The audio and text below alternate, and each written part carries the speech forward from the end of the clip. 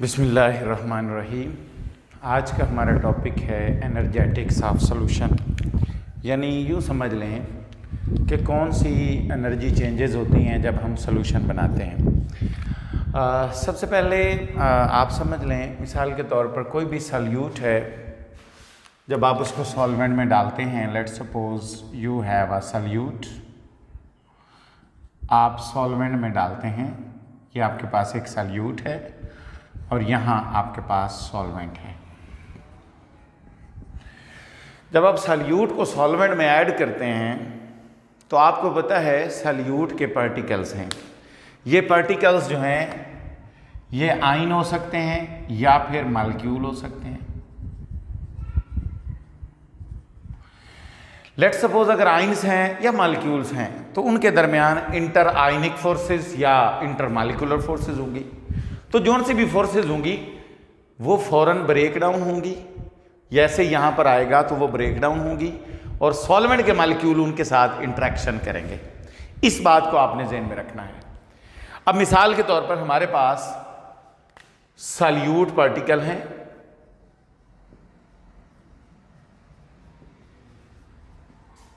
हमारे पास solute particles हैं। अब सॉल्यूट की सॉल्यूट के साथ पार्टिकल के साथ इंटरेक्शन है। जब आप सॉल्यूट सॉल्वेंट में डालेंगे तो यूं समझ लें कि मॉलिक्यूल्स सॉल्यूशन की हालत में सॉल्यूट का जो डिस्टेंस है वो बढ़ जाएगा और उनके दरमियान जो फोर्सेस हैं उनको ब्रेक करना होगा, फिर ही वो एक दूसरे के साथ इंटरेक्शन करेंगे। मसलन आप समझ लें कि जब आप सॉल्यूट डालेंगे तो सॉल्यूट फोर्सेस जो है वो टूट जाएंगी। इनको आप कोहेसिव फोर्सेस भी कह सकते हैं। कोहेसिव फोर्सेस के सेम लाइक पार्टिकल के दरमियान फोर्सेस हैं, ये टूटेंगी और टूटने के बाद जाहिर बात है सॉल्वेंट जो है इसको सराउंड करेगा। अब सॉल्वेंट जब सराउंड करेगा तो सॉल्वेंट उनके मॉलिक्यूल को या आयन को सराउंड करेगा, तो इस दौरान जो है अमाउंट ऑफ एनर्जी रिलीज होगी। अब यूं समझ लें कि फर्स्ट प्रोसेस जो है वो एंडोथर्मिक है। ये जो पहला प्रोसेस, कौन सा प्रोसेस, दोबारा ये बात क्लियर कर लें, जब आप सॉल्यूट इसके अंदर ऐड करेंगे तो सॉल्यूट के आयन या मॉलिक्यूल की आपस में फोर्सेस हैं। आपस में जैसे वो आप ऐड करेंगे वो आपस वाली फोर्सेस टूटेंगी, आयन या मॉलिक्यूल अलग-अलग हो जाएंगे। उसके बाद वाटर के मॉलिक्यूल या सॉल्वेंट के जो मॉलिक्यूल हैं वो उसको सराउंड करेंगे। मैं आपके सामने एक एग्जांपल लिखता हूं। मसलन फर्ज करें आपके पास ये सॉल्यूट था, इसके अंदर पार्टिकल्स हैं, आपस में ये जुड़े हुए हैं। अब जैसे ये जुड़े हुए हैं तो जैसे ये सॉल्वेंट के अंदर जाएंगे तो ये सॉल्यूट पार्टिकल अलग-अलग हो जाएंगे। जैसे ये सॉल्यूट पार्टिकल अलग होंगे तो अब क्या होगा, अब इन्हें सॉल्वेंट जो है उनके साथ इंटरेक्शन करनी होगी। पहले थी सॉल्यूट पार्टिकल की इंटरेक्शन, जब आपने सॉल्वेंट में ऐड कर दिया अब सॉल्यूट से अलग हो गया और सॉल्वेंट के साथ उसने इंटरेक्शन कर ली। जब उसने सॉल्वेंट के साथ इंटरेक्शन की तो अब ये जो प्रोसेस होगा ये एक्सोथर्मिक होगा। तो इसका मतलब ये हुआ कि सिंपल इज दैट, पहले स्टेप में क्या होता है कि आपकी फोर्सेस टूटती हैं, कोहेसिव फोर्सेस टूटती हैं और सॉल्यूशन में आने के बाद फोर्सेस बन जाती हैं। तो सवाल ये है कि ओवरऑल जो है ये सॉल्यूशन में हीट एक्सोथर्मिक होगी या एंडोथर्मिक होगी, डिपेंड करता है पहले वाली फोर्सेस पर और बाद वाली फोर्सेस पर। यानी पहले एनर्जी ज्यादा लगी थी या बाद में ज्यादा खारिज हुई है। तो इन दोनों सेंसेस में हम इसको एक्सप्लेन करते हैं।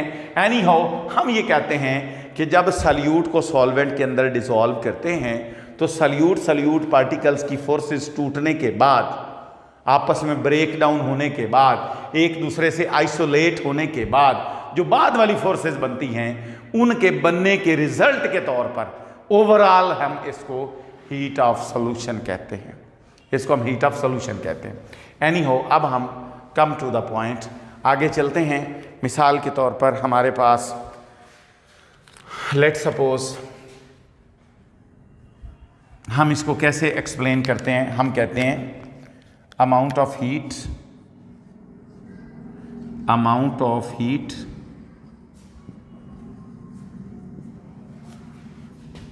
released या एब्सॉर्ब्ड। when 1 mole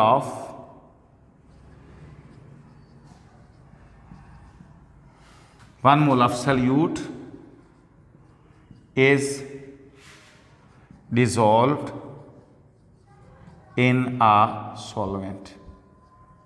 जी, जब आप 1 मोल सल्यूट लेकर सॉल्वेंट में डिसॉल्व करेंगे तो उस दौरान जो अमाउंट ऑफ हीट है वो जो इवॉल्व होगी या एब्जॉर्ब होगी, यानी दोनों सेंसेस हैं, उसको मैं आगे चलकर फिर मज़ीद डिटेल बताऊंगा। उसको हम एंथैल्पी ऑफ सॉल्यूशन या हीट ऑफ सॉल्यूशन कहते हैं। और हीट ऑफ सॉल्यूशन जो है डेल्टा H से हम इसको जाहिर करते हैं। डेल्टा H सॉल्यूशन बराबर है H of solution minus H of components. इससे मुराद ये है कि सॉल्यूशन की हीट पहले क्या थी, कंपोनेंट्स की हीट पहले क्या थी, यानी मिक्स होने से पहले कंपोनेंट्स की कौन सी हीट थी, और सॉल्यूशन की हीट जो है कंपोनेंट मिक्स होने के बाद उसकी क्या हीट है, इसको माइनस इससे करते हैं तो ये डेल्टा H ऑफ सॉल्यूशन हो जाता है।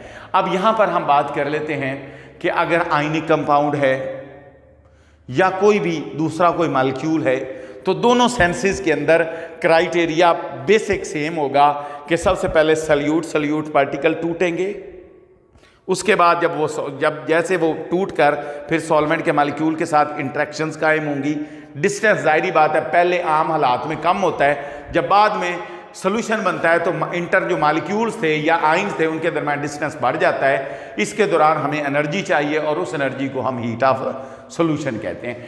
अब यहाँ पर वो बताना ये चाह रहा है कि हीट ऑफ सॉल्यूशन जो है, this solution can be negative और पॉजिटिव,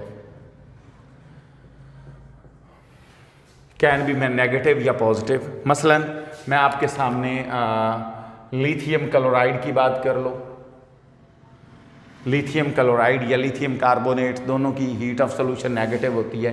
पोटाशियम नाइट्रेट की बात कर लो, इसकी पॉजिटिव होती है।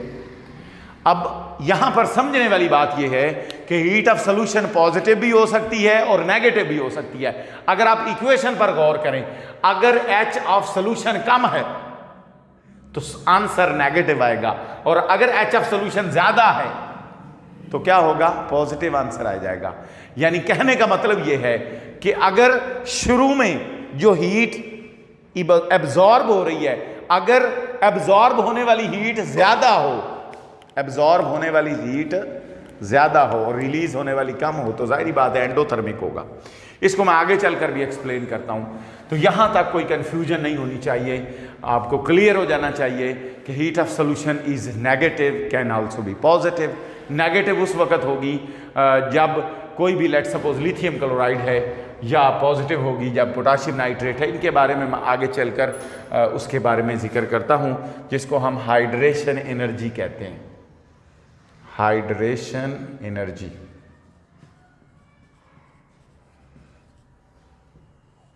इसी को हम यहां पर एक्सप्लेन करेंगे। यहां पर वो ये कहता है कि जब आप कोई भी आयनिक कंपाउंड जो है, एनी आयनिक कंपाउंड किसी लेट सपोज वाटर में ऐड करते हैं, वाटर में जब आप आयनिक कंपाउंड वाटर में ऐड करेंगे तो दोनों आयनिक कंपाउंड के दोनों आयन जो हैं वो अलग-अलग हो जाएंगे। केटाइन अलग हो जाएगा और एनाइन अलग हो जाएगा।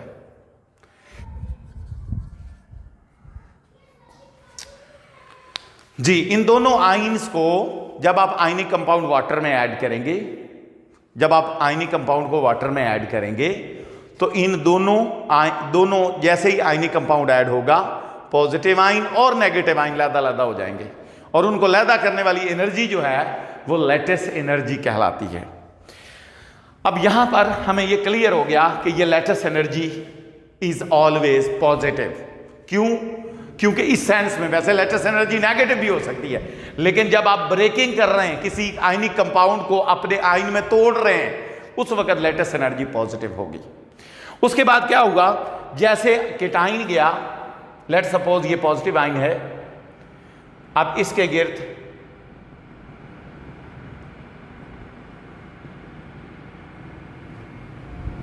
इसी तरह ये नेगेटिव आइन है।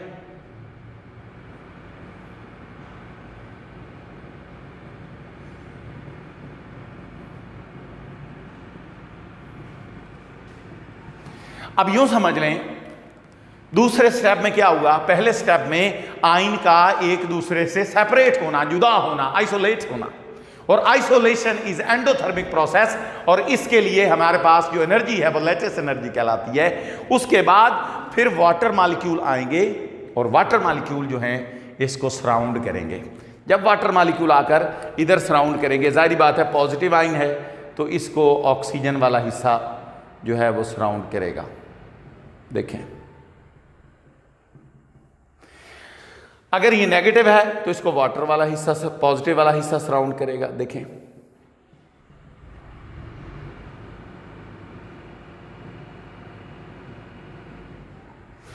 अब यहां समझने वाली बात यह है कि पॉजिटिव को सराउंड करने के लिए नेगेटिव चार्ज, नेगेटिव ऑक्सीजन, और नेगेटिव को सराउंड करने के लिए पॉजिटिव। और यहां पर हम ये बात क्लियर करना चाहते हैं कि वाटर मॉलिक्यूल जब सराउंड करेंगे तो यहां फोर्सेस ऑफ अट्रैक्शन डेवलप हो रही हैं, क्रिएट हो रही हैं। पहले फोर्सेस ऑफ अट्रैक्शन टूट रही थी जब आप आयन ने कंपाउंड डाला, जब आयन अलग-अलग हो गए फिर आयन के गिर्द वाटर मॉलिक्यूल आ रहे हैं। जब वाटर मॉलिक्यूल आकर आयन को सराउंड करेंगे, जब वाटर मॉलिक्यूल आकर सराउंड करेंगे तो यहां फोर्सेस डेवलप हो रही हैं, और फोर्सेस का डेवलप होना एक्सोथर्मिक प्रोसेस कहलाता है। इसका मतलब अब दोनों में हीट यहां और यहां दोनों में कंपैरिजन करेंगे और हम देखेंगे कि अमाउंट, ये रिएक्शन एक्सोथर्मिक है या एंडोथर्मिक है। तो हम हाइड्रेशन एनर्जी हम ऐसे कहते हैं कि ये जो सेकेंड स्टेप में अमाउंट ऑफ एनर्जी रिलीज हुई है इसको आप हाइड्रेशन एनर्जी कहते हो। मसलन पहले में एनर्जी एब्जॉर्ब हुई है जिसको लैटिस एनर्जी का नाम दिया है। जब वाटर मॉलिक्यूल आकर सराउंड करेंगे तो फिर उस वक्त जो एनर्जी रिलीज होगी उसको हम हाइड्रेशन एनर्जी कहेंगे। यानी वाटर मॉलिक्यूल जब आप आयन को सराउंड करेंगे उस वक्त जो एनर्जी होगी वो हाइड्रेशन एनर्जी कहलाएगी। इसके बारे में आप लोगों ने बिल्कुल क्लियरली अंडरस्टैंड कर लेना है। अब यहां पर आखिरी बात वो ये है कि एक आयन के गिर्द, पॉजिटिव या नेगेटिव के गिर्द कितने वाटर मॉलिक्यूल सराउंड कर सकते हैं, 1 2 3 4। देखें, ये बात डिपेंड करती है चार्ज डेंसिटी पर। यहां मैं लफ्ज लिखने लगा हूं, charge density. Charge density is the spread of charge over a particular volume. खास वॉल्यूम के ऊपर जो है कितना चार्ज जो है स्प्रेड है, spread of charge, spread of charge यानी कितना चार्ज जो है वो स्प्रेड हुआ है ओवर अ पर्टिकुलर एरिया या साइज।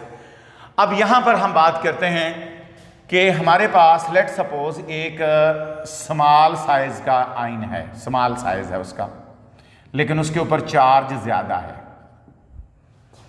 स्मॉल साइज है लेकिन मोर चार्ज है, तो मोर चार्ज और स्मॉल साइज होने की वजह से उसकी चार्ज डेंसिटी ज्यादा होगी।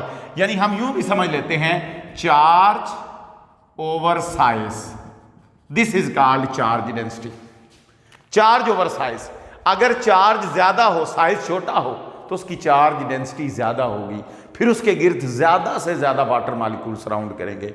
अगर चार्ज कम हो और साइज बड़ा हो फिर चार्ज डेंसिटी कम होगी, फिर उसके गिर्द वाटर मॉलिक्यूल जो है बहुत थोड़े सराउंड करेंगे, और जितने वाटर मॉलिक्यूल थोड़े सराउंड करेंगे उतनी अमाउंट ऑफ एनर्जी जो है वो लेस रिलीज होगी।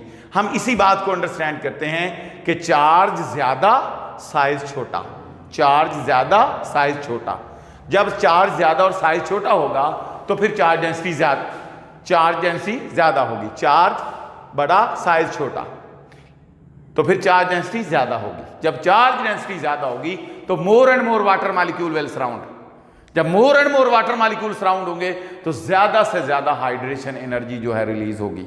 और अब यहां पर हम ये बताना चाहते हैं कि बेसिकली जो लैटिस एनर्जी जब आयन एक दूसरे से अलग होते हैं तो उनके दरमियान जो फोर्स ऑफ अट्रैक्शन है उससे भी हमें आइडिया होता है कि किस टाइप का आयनिक कंपाउंड है और उसकी डिसोल्यूशन किस हद तक मुमकिन है।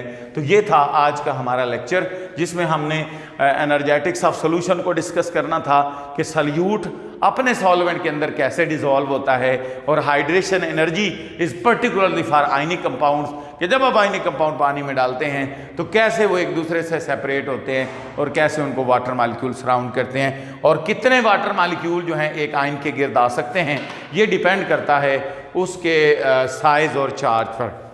तो थैंक यू वेरी मच, आज के लिए इतना ही। अल्लाह हाफिज़।